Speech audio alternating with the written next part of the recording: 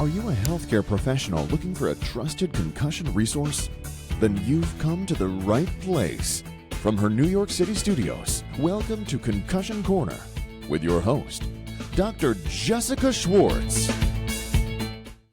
Hello and welcome to the Concussion Corner Podcast. My name is Dr. Jessica Schwartz, and I'm thrilled to have you here today. When you call the Brain Injury Association of New York State, also called BIANIS, a human answers the phone, and Karen Thomas makes sure of it. In this episode with Karen Thomas, Senior Director of Programs at BIANIS, who oversees statewide advocacy programs, professional education, and support services for brain injury survivors and caregivers. From the Family Helpline to CBIS certification, we unpack how her team brings compassion, credibility, and clarity to concussion care in New York State and beyond. With that being said, let's dive in. Welcome to Concussion Corner, Karen. Thank you so much for having me today. It's such a joy to have you finally on the podcast. We met back in 2015, 2016, and it's been quite the journey. Myself as a physical therapist and a brain injury survivor, and full circle from the Corporate Citizen Award to here. So I'm just so happy to be able to amplify all the work that you're doing at Brain Injury Association of New York State. Well, we always appreciate the opportunity to increase awareness about who we are and what we do. So thank you so much again for the invitation. As the Senior Director of Programs for the Brain Injury Association of New York State,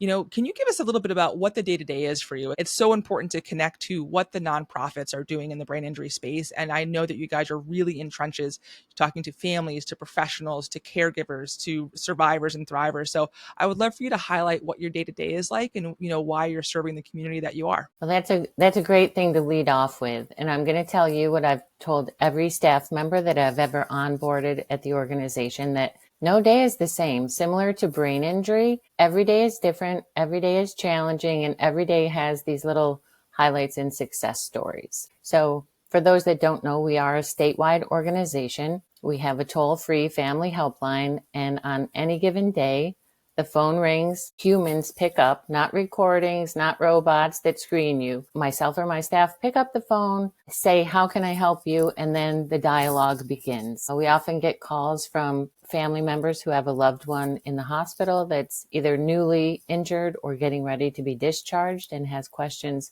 What happens now? What are our rights? What are our choices? What do we do? Sometimes it's individuals who've been injured years ago who maybe weren't properly diagnosed and then finally connected the dots and call us to say, it was 5 to 10 years ago. What do I do now? And we also get calls from professionals who are looking for ongoing education or information for the clients they're working with. So we never know who's going to call, what their area of need is, but on a case-by-case basis, we work with that person to figure out the resources, the supports, and what might help them along, answer the questions, and get the services they need. That's fantastic. And I think it's so important to connect to, again, this podcast is called what it is. It's kind of like the Titanic, the ending. It's the Concussion Corner Podcast. But I want to just clarify for folks that are listening in and tuning in that concussion is a type of brain injury. In 2025, it's synonymous with the term mild traumatic brain injury.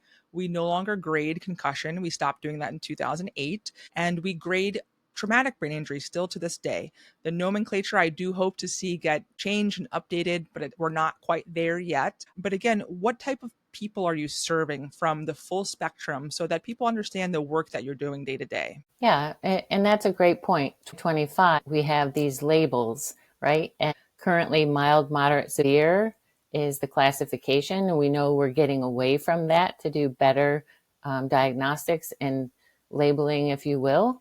Because mild doesn't mean that that person is not going to have challenges, that it's not going to be an ongoing lifelong condition, right? The whole chronic condition of brain injury, as we know, that finally got passed after years of advocating for that. But we see people with concussion who maybe lost consciousness, maybe didn't, but things aren't working in their life, whether it's a student in the classroom who's struggling to keep up with their workload, or an individual going back to their workplace who doesn't understand why they're having increased call outs for work or increased headaches, and just the pressure is too much because they didn't seek accommodations. So from that quote unquote mild, still very difficult spectrum, all the way up to those who are severely injured, still in a coma or minimally conscious state, and their loved ones saying, what happens now?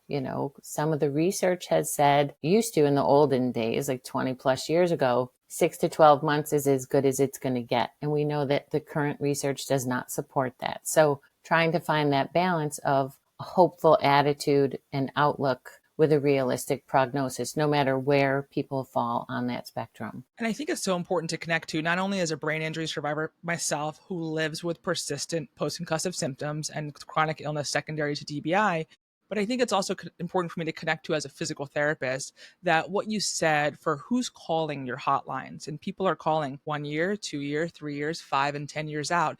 And we want to connect to that concussion and the injury of brain injury is a rehabilitative injury. As physical therapists, we've been doing that in 2021. It was our 100-year anniversary as physical therapists. We started as rehabilitation aides, literally in the trenches of World War I.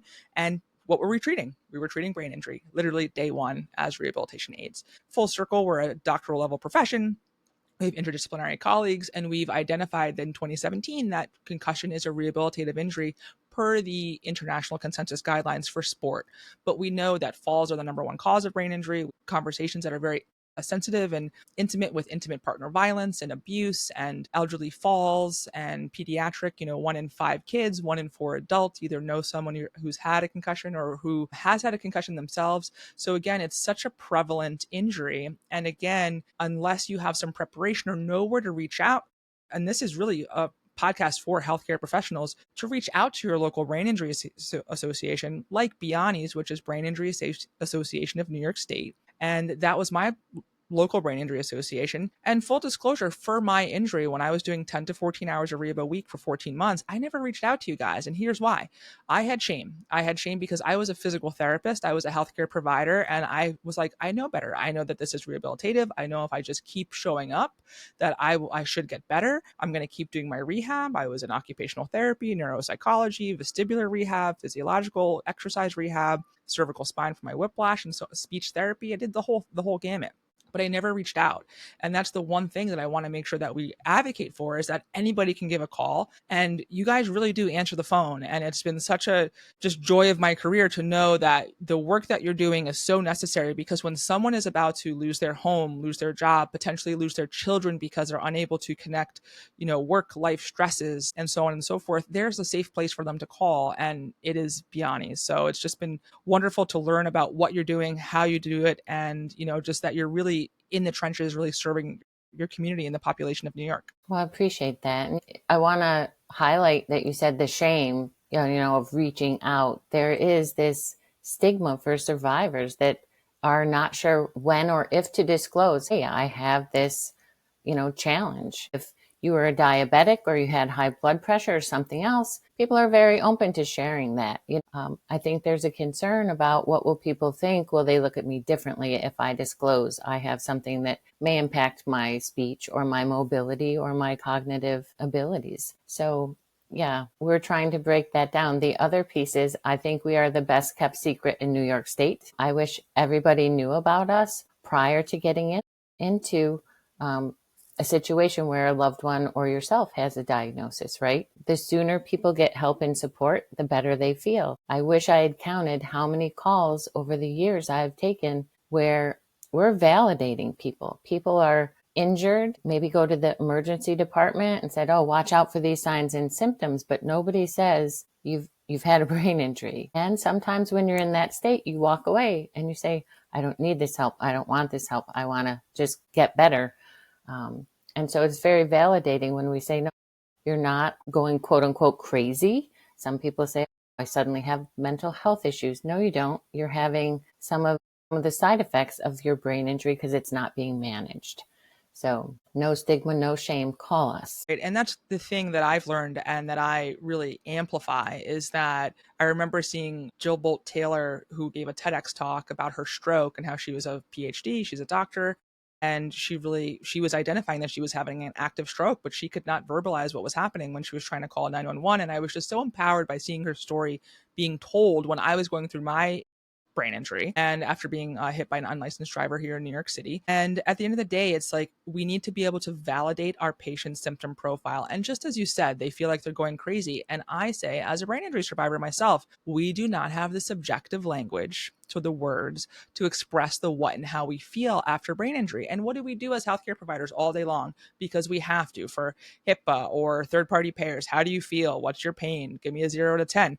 But they may not have any idea how they feel because they may, visual motion sensitivity is a very real thing. And if you're seeing trails when you're in the supermarket or at night, if you have to look left and right to cross a busy New York City street and the lights are trailing with you, how does somebody express that? Or that they're unable to properly heat management if they're having some kind of POTS style, physiologic response as well that may have been not identified or underdiagnosed after 6 months, 12 months, or years. So again, it's really being involved in a community like Biani's where people understand the language and it provides a really safe space for people to express what they may not know how, and that you may be able to bring things out so that they can communicate and find the help that they need, whether it be legal or food support or just community support and job support and things like that. So it's such an inclusive and important space to be able to have, and most providers don't have the education about that. So it's so fantastic to hear you do what you do. Yeah. And I don't think providers realize we can really be a lifeline to people who, they're going through their therapies, they go for their doctor visits, and then what? We are a place where they find their community. They connect with people who quote unquote get it, right? Our support groups are a great example of that. We have over 30 support groups across the state, most of which are still virtual. Back in 2020, when the country shut down, we had to also pivot. And so a lot of our support group meetings are held just like we're talking today on a computer, but it's that safe space to share, to say, oh, I'm not the only one that thinks this way, feels this way, experience this. Resource sharing, 9 times out of 10, everybody leaves that meeting feeling more understood and uplifted than when we started. Fantastic. Again, I think people can connect to, healthcare providers can connect to, maybe I can understand how like a moderate or severe traumatic brain injury person would need support from the Brain Injury Association of New York State. But what are you seeing in terms of your career of who are the concussion and MTBI people that are reaching out to you? Are they parents? Are they people who are losing a job or getting separated because they can't handle the role and responsibility of being a husband or wife or spouse or parent? What are you seeing in terms of concussion, MTBI, and persistent post-concussive patients that are coming through your doors? Anecdotally, I think the primary callers are the parents who have a student, a child, especially in high school, who's moving along and they're on track for maybe that Regents diploma, college track, or career path. And the mild TBI, not so mild, it's kind of derailed their studies. They might be struggling to pass their exams. Maybe they can't keep the full caseload. And then I don't want to open a can of worms here, but also let's get them back in their sports, right? So it's about the sports, it's about the academics, it's about their future. Those are the ones calling saying, what can we do? A lot of schools are very well versed in this and easy to say, hey, we can do some adjustments to the schedule. We can do some accommodations. Other school districts, we need to go through the process and get that 504 plan in place. So parents, not so much the high school students or younger students themselves, but because they want to know, will my child be okay and what can we do for them? The runner up to that category of mild TBI callers would probably be those who were injured and struggling to get back to work. I can't do what I used to do. I'm not sure when or how to talk to my boss about these things. What are my legal rights? And connecting them with resources to deal and navigate workers' comp, for example, and returning to work so that you can still heal, but so you still maintain your place in society. What are some common struggles that you're seeing with return to work for adults, brain injury survivors that will stick with the concussion MTBI crew? What are you seeing there that's common, top 3 issues with return to work? Well, one of the biggest problems is that if you don't inform your employer, then you don't get the accommodations. And so you may go back to work trying to put on a brave face and say, I can do this. And then maybe your work performance fails because it's too long a day, or you can't handle the screen time, or your office location is too noisy or distracting. So if they had communicated and asked for accommodations prior to returning, maybe that could be mitigated some. The other piece is trying to jump in too soon, too fast. You got to kind of build up to, let's see, as tolerated, right? Everything is returned to sport, return to work as tolerated. So let's test the waters with that. Is it a 4-hour workday? Is it 2 hours to start in building up? Those are pretty much the top two. Third one, thinking maybe unrealistically they should be doing and maintaining what they were, and maybe we need to reevaluate what that career path might be. And I think if we just think about just pacing in general, so I'm talking about pacing on my side from a rehabilitative standpoint, from a physio lens, and you're talking about what really pacing at the end of the day as tolerated. And I think that so many people don't understand what that means in terms of pace grading exposure, pace graded exposure, we call it in rehab. And I think it's so important to, we just had Dr. Jose Postas on, who's a sports neurologist, and Dr. Ann Duke, who is a pelvic health physical therapist. And we actually just talked about return to intimacy, because at the end of the day, we're talking about return to sport and return to work and return to activity. But again, we have to make sure that we're doing a progression. And if you're not able to, walk for 20 minutes without symptom, then yeah, being intimate with your partner may also be, a secluding event that we know is such a theme with brain injury and MTBI and concussion. So I think what we're all saying here is that it's not intuitive for a person to understand what return to anything really is in terms of breaking those down into short-term and long-term goals, and to make sure that you're supported. So I think if you're a healthcare professional, reach out to your local brain injury association, if it's not Biani's in New York State, and just say, hey, what are my options in terms of educating my patients in terms of their brain injury? And so that they can kind of elevate their healthcare game, if they have to speak to a third-party payer, if they have to speak to an employer to support the patient through a seemingly benign injury that may be really affecting their life and functional ADLs. Right. And I think the other challenge is, like, if we were talking about a fractured leg or arm, everybody's recovery isn't exactly identical, but there's similarities, right? The recommendations are 6 to 8 weeks, cast, therapy, good to go, healed. I think with brain injury, every injury's individualized, every recovery path is different, premorbid existing things, all of these things come into play. And so it's not so clear cut. And add to that there's so many nuances, if you will, that people don't know about until you're in it. Fatigue. I don't have to talk to you about that.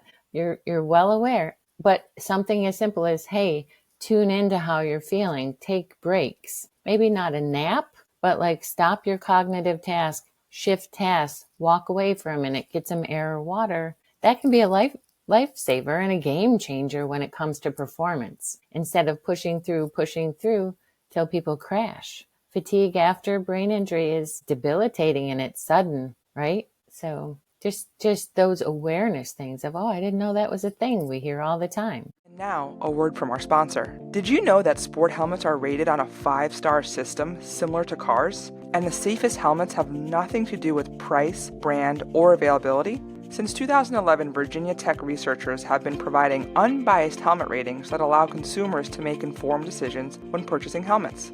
The helmet ratings are the culmination of over a decade of research identifying which helmets best reduce concussion risk. This work is done as part of Virginia Tech's service mission and is 100% independent of any funding or influence from helmet manufacturers. Our mission at Concussion Corner is to expose you, the listener, to trusted spaces in the concussion arena that translate to clinic next day. Please visit the Virginia Tech Helmet Lab website in our show notes or at bit.ly/Virginia Tech Helmets and spread the word to aid in lowering concussion risk in your community. Thank you for tuning in, and let's begin the show. Yeah, and neurofatigue is not something that we learn about, and I had to learn the hard way as a patient, and I still live with neurofatigue, and I fight that every week and every day. So if I have a heavy day, like for example today, I had the joy of speaking with you for 2 podcasts, and I actually had a double podcast today where I spoke with the editor, British Journal of Sports Medicine, and that's not a usual day for me. So I have to make sure that with being kind to myself, which was my theme in 2015, 2016 with you guys, is that, tomorrow I really have to take it easy from a cognitive standpoint, because I have to just allow myself to recover. And it's just kind of like soreness in the legs. If you have a heavy workout, which we kind of understand what that feels like, that soreness, that pain in the quads, sitting down slow, The same thing happens for me is I just take a slower cognitive day the next day, and sometimes 2 days to kind of bounce back and make sure that I'm okay. But it's very frustrating for someone who's type A like myself, who's a doctor of physical therapy, was the first 6 to do residency training in orthopedics at NYU and all of this, and then have to slow yourself down. Is very counterintuitive. And I think the neurofatigue side of things, like people understand cancer fatigue or fatigue after radiation or chemotherapy, things like that. But the neurofatigue, and I'm over 10 years out, and this is just not left me. It's one of the most frustrating things for me, but I think it's so important to talk about because, again, this is the face of brain injury, right? And people were like, well, don't talk about your brain injury, Jess. And I was like, no, actually I need to, because people need to see that, hey, it's not just about tubes and being in the ICU. It's about, these are chronic diseases that people live with for their lifetime, and we have to be able to support them 360. So yeah. And you said the face of brain injury. What a lovely face, by the way. And I'm going to use a phrase that all of the folks that call and are in our support groups will be like, oh, I hate to hear. The one thing they hate to hear is, you look great, right? Because there's so much more to brain injury than the outward appearance. If someone has mobility issues, that cane, walker, wheelchair is a clue that, oh, okay, they have a little something going on there with mobility. With brain injury, you can have these challenges, this fatigue, the headaches, the chronic pain, all of that, but there's no outward sign. So it doesn't matter how great you look, you're still challenged, and that fools the general public. Yeah. And, we want to make sure that we're raising sympathetic and empathetic humans in this world. But, there's a lot of other real challenges happening in this world, outside of New York State, outside of brain injury, outside of the US.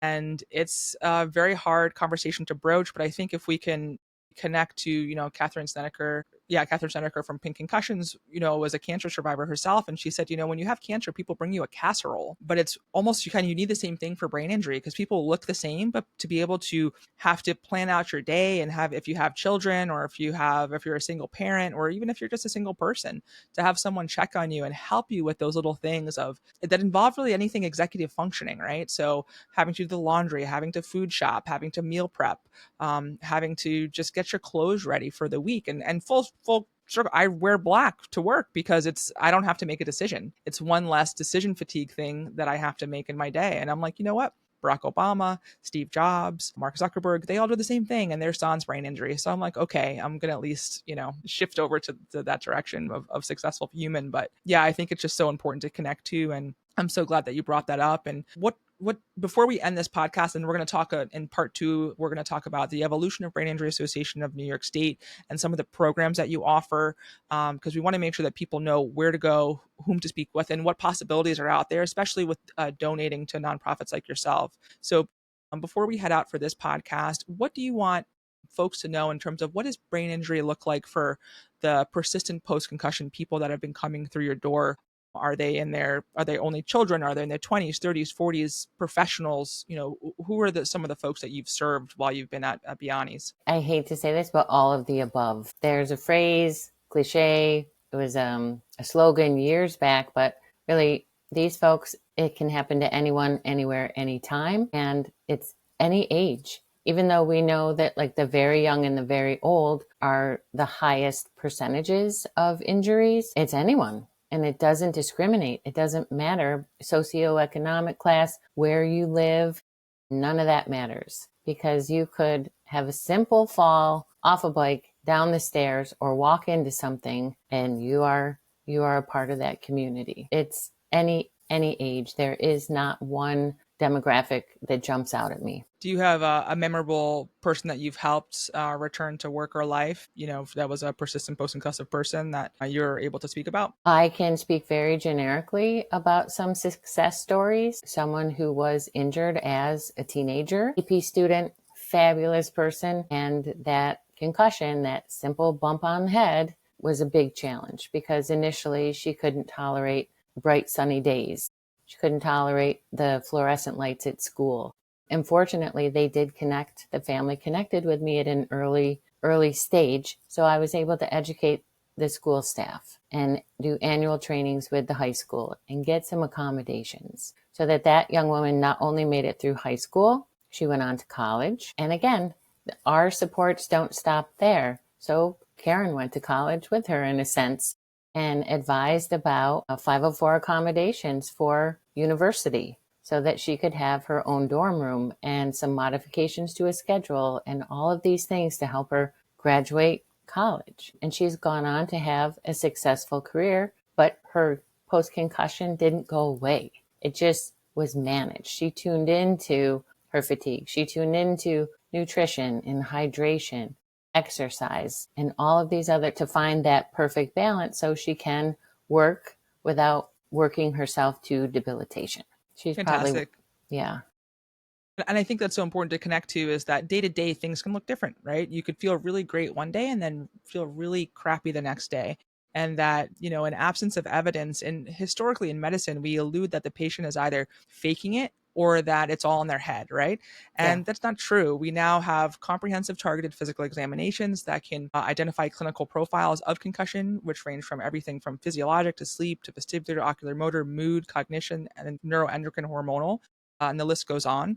And that we have skilled healthcare providers that are very limited. I'll be very blunt on that are limited. However, the ones that are phenomenal really do great jobs of being able to identify what's going on and then referring to a rehabilitative provider or someone like neuroendocrine or neuropsychology, depending on where they're having their struggles, to really implement a rehabilitative plan. So it's so lovely to be able to validate these folks, but then also support them if they're more chronically fatigued or have persistent post-concussive symptoms, to say like, hey, you know what, this is real. Let's identify it. Let's see how we can help you and support you 360. And, just letting people know that they're not crazy and that they had a brain injury and that we're here to support. And it's such a valuable resource that you guys provide. So just thank you again for all that you do. Yeah. Well, thank you. Because we want people to know they're not alone and there's always hope. Right? Always hope for a better day. Fantastic. So, as we wrap up this first podcast, we know that there's a certified brain injury specialist that we completely endorse here at the podcast on the Academy side of things through Brain Injury Association. And that's what you have 2 trainings per year on. So if you could just let the listeners know where they could sign up for trainings from you, and then maybe a couple of the upcoming events that you have for this for the end of 2025. Yeah, happy to tell you. So the Certified Brain Injury Specialist credential is through the Academy of Certified Brain Injury Specialists. They're a national organization that we are the state affiliate of. And September 12th, registration will close for my fall class. This is for professionals who are working in the brain injury field and want to go that next step in professional development and education. We also have our March On for Brain Injury Walk coming up September 13th. There's 3 locations across New York State, Rochester, Hudson Valley, and Long Island, where all of us will be scattered across the state celebrating the community and our fabulous honorees this year. All of these details and information can be found at our website, bianys.org. And if you want information, you can just click on the Contact Us button and I'll be happy to respond. Fantastic. And part 2 for those that are listening in or watching on YouTube or Spotify, hello everyone, you can see us. We'll be talking about kind of the evolution of Bianys and then how it's integrated with the Brain Injury Association of America, and then how you can really support and learn from Karen Thomas and all of the folks at Bianys as well. So Karen, thank you so much for coming on to the Concussion Corner podcast. And we can't wait to get this information out to the public, and just thank you again for all you do for the brain injury population, including myself. So just a deep gratitude for all that you do. Thank you, Jess. It's a pleasure to be here. Take care. Thank you so much for tuning into this first episode with Karen Thomas from the Brain Injury Association of New York State. We hope this conversation gave you a deeper understanding of the lived experience of concussion and brain injury and the critical support Bianys offers, from the family helpline to community support groups and beyond. If you or someone you know is navigating brain injury, remember, you are not alone and compassionate care is just a phone call away. Be sure to subscribe, rate, and share this episode with colleagues and friends who care about brain health. And don't forget to join us for part 2, where we'll dive deeper into Bianys' statewide programs, policy advocacy, and ways you can get involved. Take care and have a great day. Thank you for listening to the Concussion Corner, hosted by Dr. Jessica Schwartz. The information in this podcast is for entertainment purposes only and not to be used as personal medical advice. Don't forget to follow us on social media on Facebook, Instagram, Twitter, and YouTube at Concussion Corner.